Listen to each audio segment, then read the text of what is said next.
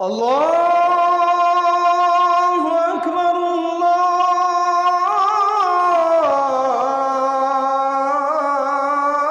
আল্লাহু আকবার।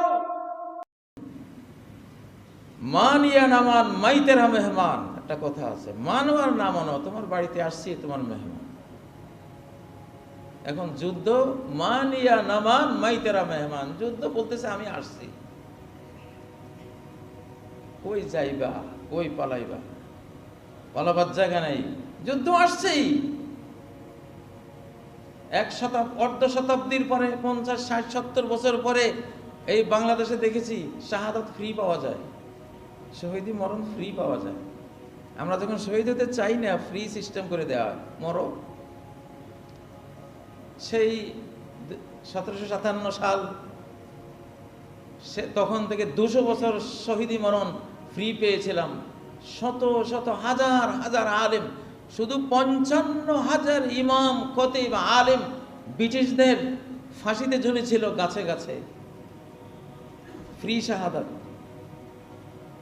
এরপরে আবার 47-এ আবার শাহাদাত ফ্রি পাওয়া গেছে, প্রায় 20 লক্ষ মানুষ এই পাকিস্তান তৈরি করার সময় জীবন দিয়েছে। আবার শাহাদাত ফ্রি পাওয়া গেছে 71 সালে, লক্ষ লক্ষ মানুষ জীবন দিয়েছে। মাঝখানে একটু ব্রেক ছিল, বিগত 15-17 বছর ব্যাপী আবার শহীদি মরণ ফ্রি করে দেওয়া হয়েছিল। এখন চূড়ান্তভাবে ফ্রি শাহাদাত আসতেছে, আপনি কল্পনাই করতে পারবেন না কখন কিভাবে আসবে, আসতেছে। অতএব মুসলিম এক হাতে কোরআন, এক হাতে তার আয়রন লোহা থাকবে, তার স্টেন গান থাকবে, তার AK-47 থাকবে, তার মেশিন গান থাকবে, সরকারিভাবে, রাষ্ট্রীয়ভাবে। এই রাষ্ট্রের সরকারের উপরে ফরজে আইন, একেবারে ফরজে আইন। এই জাতির 40 কোটি যদি মানুষ থাকে, তার মধ্যে যদি 20 কোটি সক্ষম থাকে, 20 কোটিকে আত্মরক্ষার ট্রেনিং দেওয়া এই সরকারের উপর এখন ফরজে আইন, ফরজে আইন।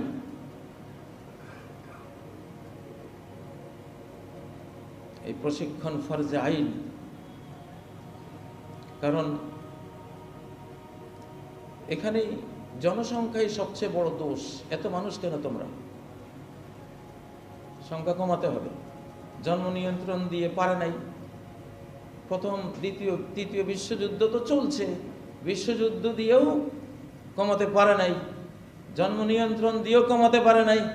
প্রতিটি খাদ্যকে বানিয়ে দিয়েছে জন্ম নিয়ন্ত্রণের ট্যাবলেট। আপনার খাওয়া, যে ধান, যে গম, যে ভুট্টা, যে ফলমূল যা খান, যে মুরগি হাঁসের ডিম খান, সেটাও জন্ম নিয়ন্ত্রণের ট্যাবলেট। যে কোনো খাদ্যে জন্ম ক্ষমতা নাই, যে মুরগির ডিম থেকে মুরগির বাচ্চা হবে না, সেটা জন্ম নিয়ন্ত্রণের ক্যাপসুল, এটা বানিয়ে দেওয়া হয়েছে। ডিমের যদি বাচ্চা জন্ম দেওয়ার ক্ষমতা না থাকে, আপনারও তো শুক্রাণু ডিম্বাণু আছে, আপনার স্ত্রীর ডিম্বাণু আছে, সেখানে জন্মের ক্ষমতা আসবে কোত্থেকে? এই যুগে মোটা মোটা বুদ্ধি নিয়ে চলার কোনো সুযোগ নেই। এই যুগের মুসলিমকে হতে হবে একেবারে অণু, পরমাণু, electron, neutron, photon, quark, anti quark, আরো ক্ষুদ্র হতে হতে জ্ঞানকে আরো তীব্র ক্ষুদ্রতর করতে করতে গড পার্টিকলস, একেবারে সর্বক্ষুদ্র কণিকার জ্ঞান পর্যন্ত যেতে হবে। কারণ যুগটা সেটা, যুগটা চালাচ্ছে যারা, তাদের জ্ঞান এই পর্যায়ে।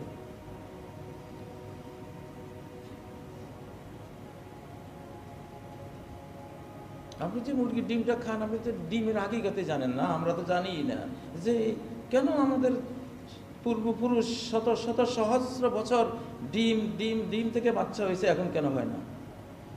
নিল কে এটাকে? সৃষ্টিকর্তার এই সিস্টেম কে ধ্বংস করলো? শয়তান। আর শয়তানের যে বিশ্বব্যাপী নেটওয়ার্ক, তারা করেছে। একটা সূরার একটা আয়াত পড়লে বুঝবেন, আপনারা পড়েন সেই আয়াতটা, কিন্তু গবেষণা করতে হবে। ওয়ালা আমুরুন্নাহুম ফালা ইউগাইয়িরুন্না খালকাল্লাহ, আমি কসম করে বলছি হে আল্লাহ, আমি তোমার এই আদমের ছেলে মেয়েদেরকে আদেশ করব, ফালা ইউগাইয়িরুন্না খালকাল্লাহ, আমার আদেশ পেয়ে তোমার এই প্রিয় আদমের সন্তান সন্ততিরা, ছেলে মেয়েরা আল্লাহর সৃষ্টিকে, আল্লাহর দিন, খালকুল্লাহ মানে দীনুল্লাহ, খালকুল্লাহ মানে খালায়েকুল্লাহ, আল্লাহর দিনও চেঞ্জ করে দেবে, ইসলামকে চেঞ্জ করে বানাবে। ওই মূর্তি পূজার ধর্ম, সূর্য পূজার ধর্ম, গুরু পূজার ধর্ম, কত ধর্ম, সৃষ্টিকেও চেঞ্জ করে দেবে, আমি কসম করে বলছি। আজকে সৃষ্টি চেঞ্জ, আপনি যাই খান চেঞ্জড ফুড, বিকৃত খাবার খান, বিকৃত খাবার খান। একটা খাবার খেলে জান্নাত থেকে বহিষ্কার হয়, আরেকটা খাবার খেলে জান্নাতে ইন হয়। এটা তো জান্নাতেরই ঘটনা। মানব জাতির জয় পরাজয় ডাইনিং টেবিলে, আদম হাওয়ার জয় পরাজয় খাদ্যের দ্বারা হয়েছে। সেই খাদ্য আমাদের পেটে, এই জন্য তো আবেগ নেই, চোখের পানি নেই, কান্না নাই। ডাইরেক্ট আল্লাহর খাবারটা খেলে কান্না আসবে, কোরআন শুনলে কান্না আসবে, তো আল্লাহর সাথে রিলেটেড। ওই সম্পর্কটা যে নষ্ট করে দিয়েছে। আগের ওয়াজ মাহফিলে যে কান্নার রোল পড়তো, এখন কি সেগুলো আছে? সে আবেগ কি আছে? সৃষ্টির প্রতি সেই দয়া মায়া কি আছে? আল্লাহর প্রতি সেই তাজিম, আগ্রহ, তাওকির, সেগুলো কি আছে? নেই। কে নিয়েছে? ওগুলো খাদ্য দিয়ে কেড়ে নিয়েছে। খাদ্য থেকে জন্ম ক্ষমতা লেস করে দিয়েও দেখতেছে তারপরে তো মুসলমানের সংখ্যা শত শত কোটি।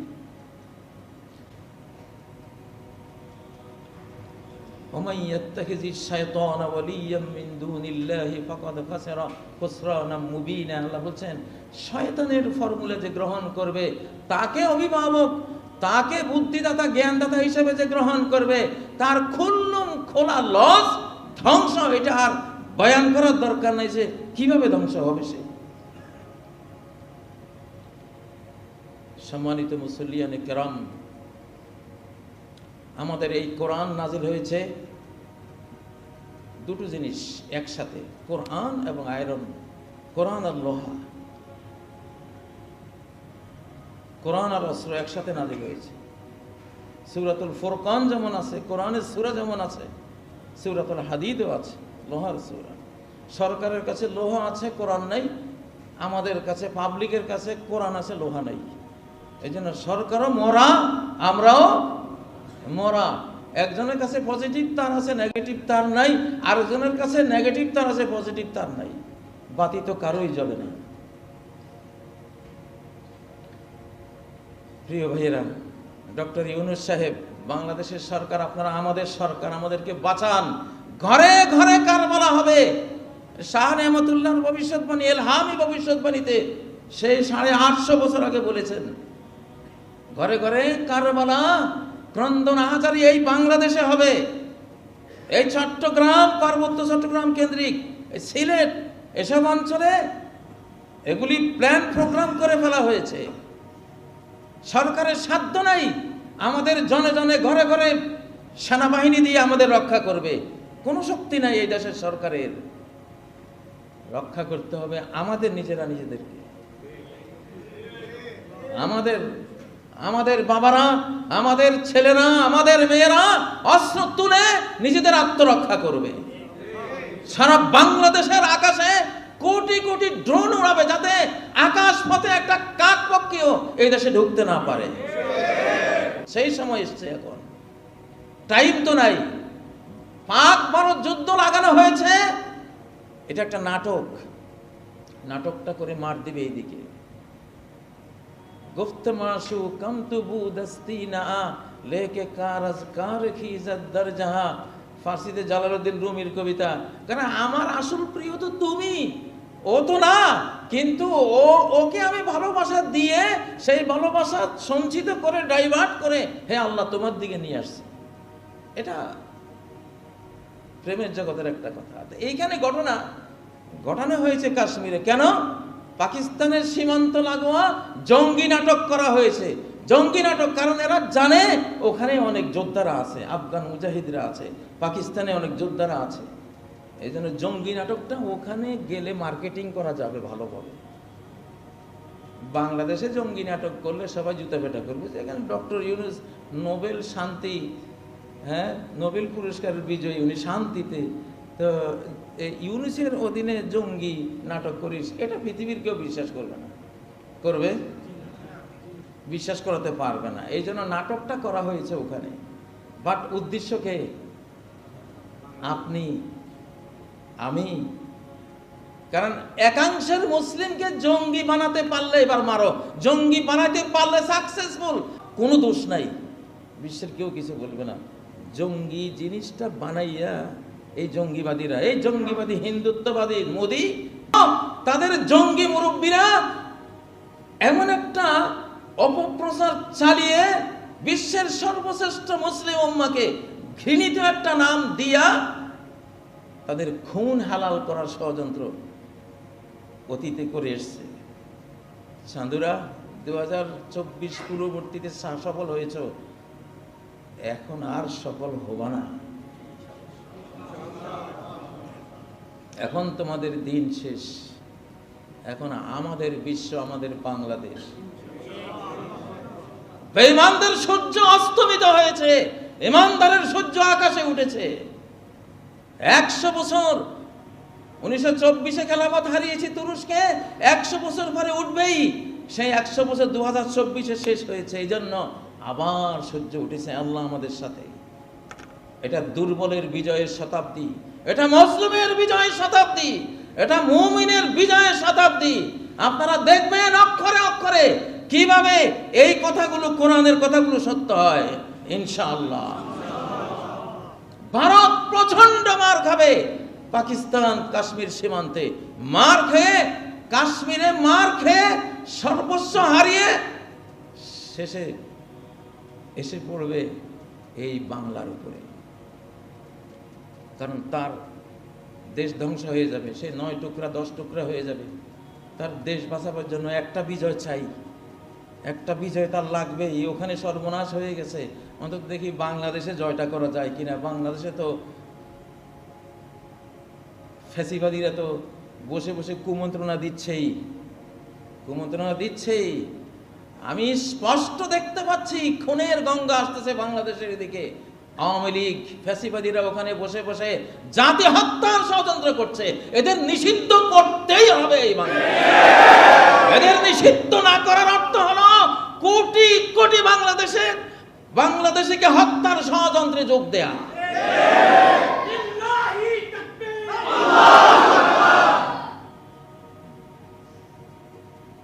মুসলিম যখন বেঈমানদের সাথে যোগ দেয় তখন মুসলিমদের মধ্যে হত্যাকাণ্ড নেমে আসে। মীর জাফর ক্লাইভের সাথে যোগ দিয়েছিল, 200 বছরের হত্যাকাণ্ডের শিকার হয়েছিলাম। টিপু সুলতানের মতো বিশ্ববীর মহাবীর, তার অর্থমন্ত্রী প্রধানমন্ত্রী মীর সাদিক ইংরেজদের সাথে ষড়যন্ত্রে লিপ্ত হয়েছিল ভিতরে ভিতরে। সেই ষড়যন্ত্রে টিপু সুলতান নিহত হলো। গোটা হায়দ্রাবাদ বিশাল তার রাজ্য সাম্রাজ্য ইংরেজদের দখলে, তারপর হিন্দুদের দখলে চলে গেল। মুসলিমরা যখন বেঈমানি করে, মুনাফিকি করে, তখন বাদ বাকি মুসলিমদের এত বড় সর্বনাশ হয়। বাগদাদে 18 লক্ষ মুসলিম নিহত হয়েছিল। সারা বিশ্বের মুহাদ্দিস, সারা বিশ্বের ফকিহ, আইনজ্ঞ, রাষ্ট্র পরিচালনাকারী বিশ্ব নেতৃবৃন্দ, এইরকম 18 লক্ষ মুসলমান জবাই হয়েছিল। কার ষড়যন্ত্রে? এই আওয়ামী ফ্যাসিবাদীদের মতো 2 ফ্যাসিবাদী, ইবনুল আলকামি আর নাসিরউদ্দিন তুসি, এই 2টা হালাকু খানকে বলেছিল হামলা করো, আমরা আছি তোমার সাথে। ওই 2টার ষড়যন্ত্রে 18 লক্ষ মুসলিম জাতির ক্রিম জ্ঞানী গুণী বিজ্ঞানী বাগদাদে নিহত হয়েছিল। ইতিহাস তো এটা। সেই ইতিহাস কথা বলে। গত রাত আজকের রাতের মতো কত মিল, 2টো রাতে কত মিল থাকে ইতিহাসে। প্রিয় ভাইয়েরা, এই যে ভারতে বসে বসে এরা কি করছে? নাসিরউদ্দিন তুসির আলকামি যদি 18 লক্ষ মুসলমানকে একটা শহরেই খুন করে থাকে, এত অল্প জনসংখ্যার মধ্যে, আর 45,000 আওয়ামী ফ্যাসিবাদী চরম মুসলিম বিদ্বেষী হিন্দু জঙ্গিদের সাথে ওখানে গিয়ে রাখি বন্ধনে আবদ্ধ হয়েছে। ওরা ওখানে এরা কত কোটি মানুষের হত্যার পরিকল্পনা করে বসে আছে ওখানে। এদের নাম নিশানায় বাংলার জমিন থেকে মুছে ফেলবো আমরা ইনশাআল্লাহ। আল্লাহ আমাদের সাথে আছেন। ফ্যাসিবাদী আওয়ামী লীগ এটা ভারতের আওয়ামী লীগ, এটা বাংলাদেশের কোনো দল নয়। এরা ভারতের দল, এরা মোদির দল, এরা বিজেপি আরএসএস, এরা খুনি। আমাদের সীমান্তে আয়োজন করে বসে আছে, আয়োজন করে সম্পূর্ণ প্রস্তুতি নিয়ে বসে আছে। বাংলাদেশ বর্ডারে সৈনিকদেরকে পাঠিয়ে দিতে হবে এক্ষুনি, কাল বিলম্ব না করে। সরকারকে বলছি, বাংলাদেশে তুরস্ক, চীন, পাকিস্তান সহ আরো শক্তিশালী মুসলিম বিশ্বের ঘাঁটি আমাদের পার্বত্য চট্টগ্রামে দিতে হবে ইনশাআল্লাহ। এখন এশিয়া মহাদেশের নেতৃত্বের যুগ, এশিয়া মহাদেশ নেতৃত্ব দেবে, ভিন্ন কোনো মহাদেশের কারো এখানে নাক গলানোর কোনো প্রয়োজন নেই।